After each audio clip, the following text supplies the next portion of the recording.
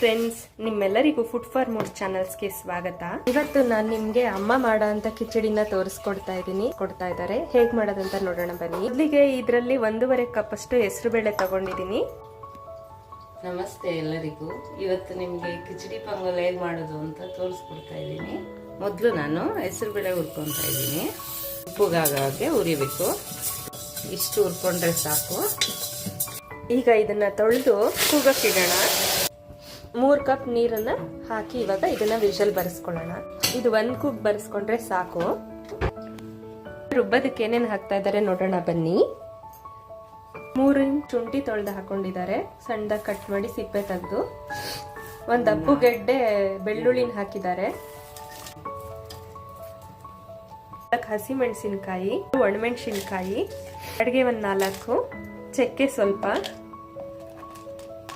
ಲವಂಗ ಸ್ವಲ್ಪ, 3 ಏಲಕ್ಕಿ, 2 ಟೇಬಲ್ ಸ್ಪೂನ್ ಅಷ್ಟು ಜೀರಿಗೆ, 1 ಟೇಬಲ್ ಸ್ಪೂನ್ ಅಷ್ಟು ಮೆಣಸು, ಸ್ವಲ್ಪ ಅರಿಶಿನ ಪುಡಿ ಹಾಕ್ತಾ ಇದ್ದಾರೆ. ಹಾಕಿ ರುಬ್ಕೊಳ್ಳೋಣ.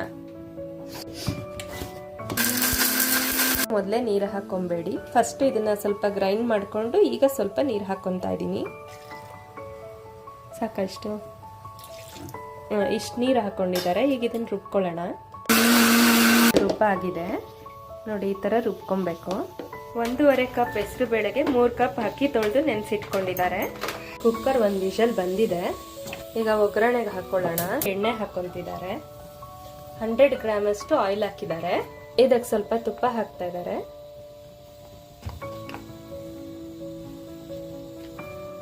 ಒಂದು 2 ಟೇಬಲ್ ಸ್ಪೂನ್ ಅಷ್ಟು ತುಪ್ಪ ಹಾಕೊಂಡಿದ್ದಾರೆ. ಒಗ್ಗರಣೆಗೆ ಸಾಸಿವೆ ಹಾಕೊಂಡಿದ್ದಾರೆ. ಈಗ ಇದಕ್ಕೆ ಈರುಳ್ಳಿ ಹಾಕೊಳ್ಳೋಣ.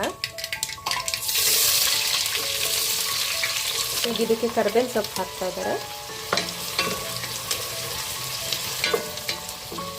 ಈಗ ಬಟಾಣಿ ಎಲ್ಲನೂ ಸೇರಿ ಕೆಂಪಗಾಗೋವರೆಗೂ ಚೆನ್ನಾಗಿ ಹುರ್ಕೋಬೇಕು. ಈ ಕಿಚಡಿ ಮಾಡುವಾಗ ಹಸಿ ಅವರೆಕಾಳು ಹಾಕಿ ಮಾಡಿದ್ರೆ ತುಂಬಾ ಟೇಸ್ಟ್ ಆಗಿರುತ್ತೆ. ಹಾಗಾಗಿದೆ. ಈಗ ಇದಕ್ಕೆ ಮಸಾಲೆ ಹಾಕೋಬಿಡೋಣ. ರುಬ್ಕೊಂಡಿರೋ ಮಸಾಲೆ ಹಾಕಿ ಚೆನ್ನಾಗಿ ಹುರ್ಕೊಬೇಕು. ಇದನ್ನ ಚೆನ್ನಾಗಿ ಫ್ರೈ ಮಾಡ್ಕೊಬೇಕು.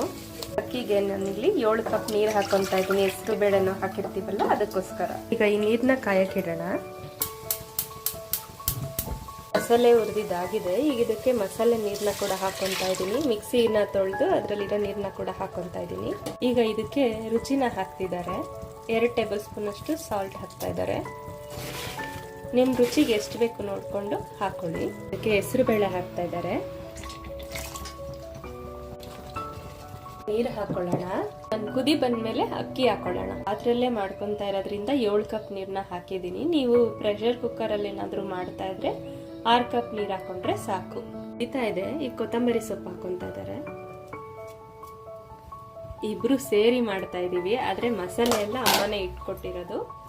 ಸೊ ಹಾಗಾಗಿ ಅವ್ರು ಮಾಡುವಾಗ ಅವ್ರನ್ನೂ ಮೆನ್ಷನ್ ಮಾಡ್ತಾ ಇದ್ದೀನಿ, ನಾನು ಮಾಡುವಾಗ ನನ್ನೂ ಸೇರಿಸಿ ಹೇಳ್ತಾ ಇದ್ದೀನಿ. ಆದರೆ ಟೇಸ್ಟ್ ಮಾತ್ರ ತುಂಬ ಚೆನ್ನಾಗಿರುತ್ತೆ. ಅಮ್ಮ ಮಾಡೋ ರೆಸಿಪೀಸ್ ಯಾವಾಗಲೂ ಚೆನ್ನಾಗಿರುತ್ತೆ. ಇದು ಬಂದಿದೆ. ಅಕ್ಕಿ ಹಾಕ್ತಾ ಇದ್ದಾರೆ. ಇದು ಚೆನ್ನಾಗಿ ಕುದಿಬೇಕು. ಮಧ್ಯ ಮಧ್ಯ ಇದನ್ನ ತಿರುಗಿಸ್ತಾ ಇರಬೇಕು, ಇಲ್ಲಾಂದ್ರೆ ತಳ ಹಿಡಿಯುತ್ತೆ, ಸೀದೋದಂಗಾಗುತ್ತೆ ಕೆಳಗಡೆ. ಕುದಿತಾ ಇದೆ. ಈಗ ಇದನ್ನ ಸಿಮ್ ಮಾಡಿ ಪಂಗದಕ್ಕೆ ಬಿಡೋಣ. ಕ್ಲೋಸ್ ಮಾಡಿ ಪಂಗದಕ್ಕೆ ಬಿಡೋಣ. ಸ್ವಲ್ಪ ಅವಾಗ ತಿರುಗ್ತಾ ಇರ್ಬೇಕು. ಲಿಡ್ ಕ್ಲೋಸ್ ಮಾಡಿ. ಈಗ ಇದು ಪಂಗಿದೆ.